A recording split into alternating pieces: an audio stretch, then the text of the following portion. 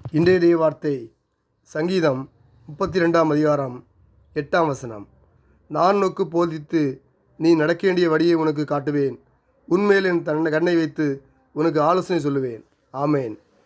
நான் உனக்கு போதித்து நீ நடக்க வேண்டிய வழியை உனக்கு காட்டுவேன், உன்மேல் என் கண்ணை வைத்து உனக்கு ஆலோசனை சொல்லுவேன். தேவன் தம்முடைய பிள்ளைகளை ஒருபோதும் தனியே விடுவதில்லை. நாம் எந்த வழியால் நடக்க வேண்டும் என்பதை அவர் போதித்து சரியான பாதையில் நம்மை வழிநடத்துகிறார். அவருடைய பார்வை எப்போதும் நன்மேல் இருக்கிறது. ஆகையால் நாம் அவரை நம்பி அவருடைய சித்தத்தின்படி நடப்போம். கடவுளே நமக்கு போதித்து நம் வாழ்க்கை பாதையில் எது சரி எது தவறு என்று கற்றுக் கொடுக்கிறார். நாம் நம்முடைய அறிவை மட்டும் நம்பாமல் கடவுளின் வார்த்தைகளுக்கு கீழ்ப்படிந்து நடக்க வேண்டும். வாழ்க்கையில் குழப்பங்கள் வரும்போது நாம் அடுத்து என்ன செய்ய வேண்டும் என்று சரியான பாதையை காட்டி நம்மை அவர் வழிநடத்துவார். நாம் வழி தப்பி போகாதபடிக்கு அவர் வழிகாட்டி நம்மை வழிநடத்துவார்.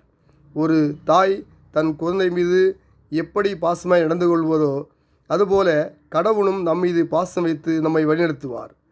நாம் எடுக்கும் முடிவுகளில் சரியான ஆலோசனைகளை தந்து வழிநடத்துவார். இவையெல்லாம் நாம் அவரை தேட வேண்டும். நாம் அவரை தேடும்போது, அவருடைய ராஜ்யத்தை தேடும்போது இவையெல்லாம் கூட கொடுக்கப்படும். இயேசுவின் நாமத்தில் பிதாவே, ஆமேன்.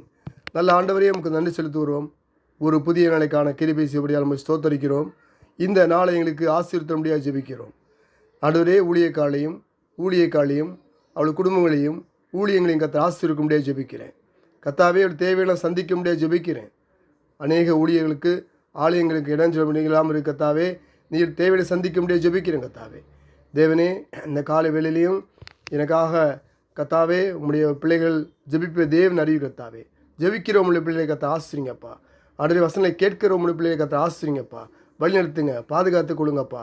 ஆண்டவரே, வேலை இல்லாததுக்கு நல்ல வேலையை கொடுங்க. ஆண்டவரே, வியாபாரம் பண்ணுக்கு நல்ல வியாபாரத்தை கொடுக்க முடியாது ஜெபிக்கிறேன். இந்த நாள் முழுதும் உன் அப்பத்தையும் தண்ணியை ஆசிரிப்பேன், வியாதியை வந்து விளக்குன்னு சொன்னீங்க. ஆண்டவரே, உங்களுடைய தழும்புகளால் சுகமானு சொன்னீங்க. ஆண்டவரே, உடைய வசனத்தின்படி இறங்க முடியாது ஜெபிக்கிறேன். இந்த நாள் முழுவதும் ஆசீர்வதித்து பாதுகாத்து எல்லையை பெரிதாக்க முடியாது ஜெபிக்கிறேன்.